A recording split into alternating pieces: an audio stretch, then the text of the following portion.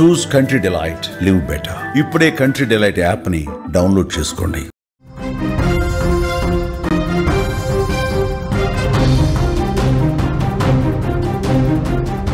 ప్రధాని మోదీకి Donald Trump phone call చేశాడు. పుట్టినరోజు శుభాకాంక్షలు తెలిపాడు ట్రంప్. రష్యా యుక్రెయిన్ యుద్ధం మీద ప్రశంసలు కురిపించారు. టారిఫ్ విభేదాల తర్వాత మొదటి సంభాషణగా తెలుస్తోంది. మోదీ మిత్రుడు అంటూ ట్రంప్ పొగడ్తల వర్షం కురిపించాడు. త్వరలో వాణిజ్య ఒప్పందాలపై చర్చలు ఉండబోతున్నాయి. క్వాడ్ సదస్సులో నేరుగా భేటీకి అవకాశం ఉండబోతోంది. భారత్పై సుంకాలు తగ్గుతాయనే అంచనా కూడా కనిపిస్తోంది.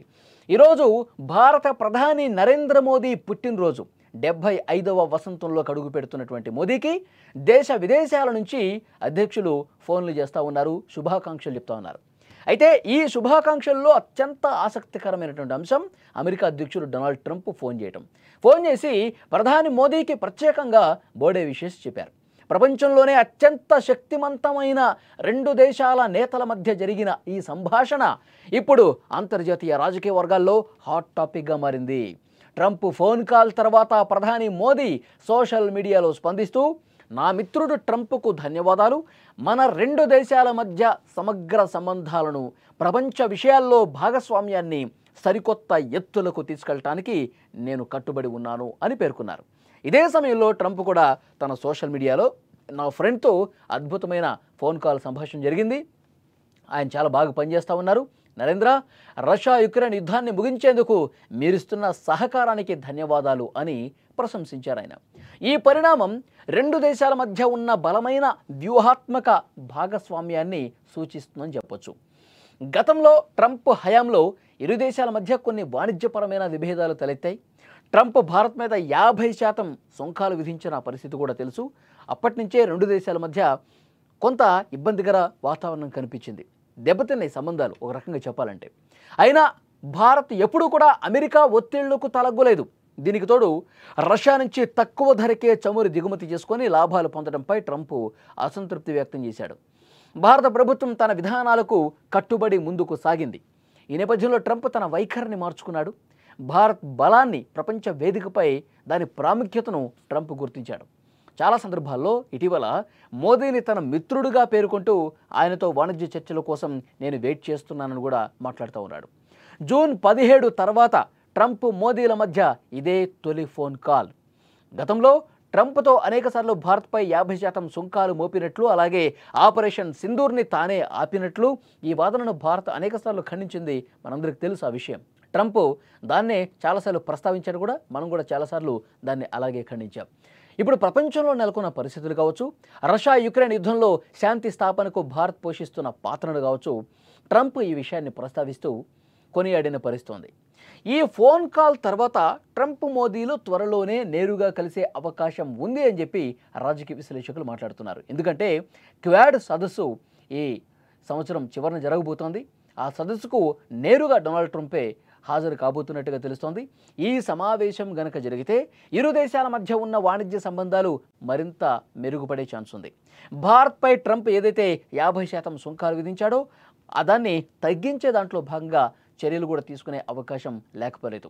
భారత అభివృద్ధికి, ఎగుమతులకు ఇది కొత్త ఊపునిస్తుంది అనటంలో ఏమాత్రం డౌట్ లేదు. ప్రపంచ ఆర్థిక వ్యవస్థలో, భద్రతలో భారత్ ఇప్పుడు కీలక పాత్ర పోషిస్తోంది. అమెరికాతో సంబంధాలు బలోపేతం కావడం అనేది 2 దేశాలకు లాభదాయకం. ఈ ఇద్దరు నాయకులు ఒకరికొకరు మద్దతుగా నిలబడితే ప్రపంచ శాంతి స్థాపనకు, వాణిజ్య బంధాలకు, కొత్త ఉపాధి అవకాశాలు కూడా మార్గం సుగమం అవుతుంది. ప్రపంచవ్యాప్తంగా ఉన్న భారతదేశ ప్రాముఖ్యతను ఈ ఫోన్ కాల్ మరోసారి ప్రపంచానికి చాటి చెప్పింది. ఇది కేవలం ఫోన్ కాల్ మాత్రమే కాదు, 2 దేశాల మధ్య బలమైన భవిష్యత్ బంధానికి కూడా ఒక సంకేతంగా మేధావులు చెప్తున్న పరిస్థితి, రాజకీయ విశ్లేషకులు కూడా చెబుతున్నటువంటి పరిస్థితి ఉంది. ఎందుకంటే భారత్ ప్రాధాన్యత ట్రంప్కు తెలిసి వచ్చింది.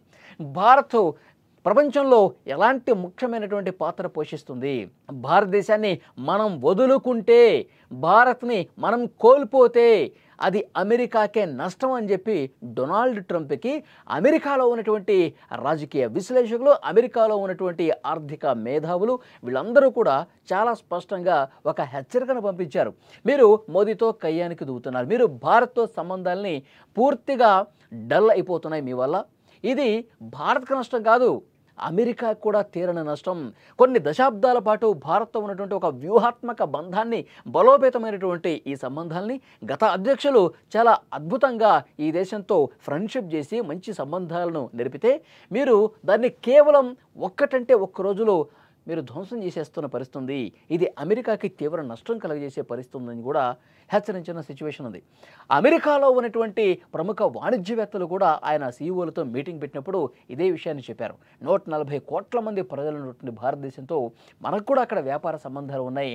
అక్కడి నుంచి ఇక్కడికి వచ్చినటువంటి మేధావులు మన దేశం కోసం పనిచేస్తూ ఉన్నారు. కాబట్టి మనం భారత్తో శత్రుత్వం పెంచుకుంటే అది భారత్ కంటే కూడా అమెరికాకి తీరని నష్టం. అదొక్కసారి మీరు గుర్తుపెట్టుకోండి, ఒక్కసారి మీరు పునరాలోచించండి అని చెప్పి ఆ రోజు చాలామంది మేధావులు డొనాల్డ్ ట్రంప్కి హెచ్చరించిన పరిస్థితి ఉంది. సో డెఫినెట్గా అందుకే ఆయన యూటర్న్ తీసుకున్నారు. ఎప్పుడైతే చైనాలో టియాంజింగ్లో 3 దేశాల అధినేతలు అక్కడ మాట్లాడుకున్నారో, చైనా, రష్యా, భారత్కి సంబంధించి, అది చూసిన తర్వాత ఒక వెన్నులో వణుకు మొదలైంది డొనాల్డ్ ట్రంప్కి. త్రిశక్తి కూటమి, ఈ 3 దేశాల అద్భుతమైనటువంటి శక్తివంతమైనటువంటి కూటమి ఏర్పడితే అగ్రరాజ్యం హోదా కోల్పోయే పరిస్థితి ఉంటుంది భవిష్యత్తులో. దీన్ని గ్రహించాడు కాబట్టి మళ్ళీ తాను యూటర్న్ తీసుకుని భారత్తో సంబంధాలు నడిపే దాంట్లో భాగంగా ఆయన పోస్టులు పెడతా ఉన్నాడు. తన సోషల్ మీడియా ప్లాట్ఫామ్ ట్రూత్ సోషల్లో వరుసగా ఈ విధమైనటువంటి సానుకూల పోస్టులు పెట్టడానికి రీజన్ అదే. మళ్ళీ బంధాలను ఏ విధంగా బలోపేతం చేసుకోవాలి కాబట్టి క్వాడ్ సదస్సు జరగబోతుంది, భారత్లో జరగబోతుంది. ఆ క్వాడ్ సదస్సుకు హాజరై మోదీతో, భారత్తో తన సంబంధాలు మళ్ళీ పదిలం చేసుకోవాలని చెప్పి మాట్లాడుకుంటున్న పరిస్థితి ఉంది. అందుకే వాస్తవాలు తెలిసి వచ్చాయి కాబట్టి, భారత్ బలం తెలిసొచ్చింది కాబట్టి, భారత్తో పెట్టుకుంటే మనకి నష్టం అని తెలిసొచ్చింది కాబట్టి, ఇప్పుడు మళ్ళీ కూడా భారత్తో సంబంధాలు మొదట్లో ఏవైతే ఉన్నాయో దాన్ని పదిలపరుచుకోవటానికి, పునరుద్ధరించుకోవటానికి డొనాల్డ్ ట్రంప్ అడుగులు వేస్తున్నట్టుగా ఈ ఆయన ట్వీట్లను మనం అర్థం చేసుకోవాలి.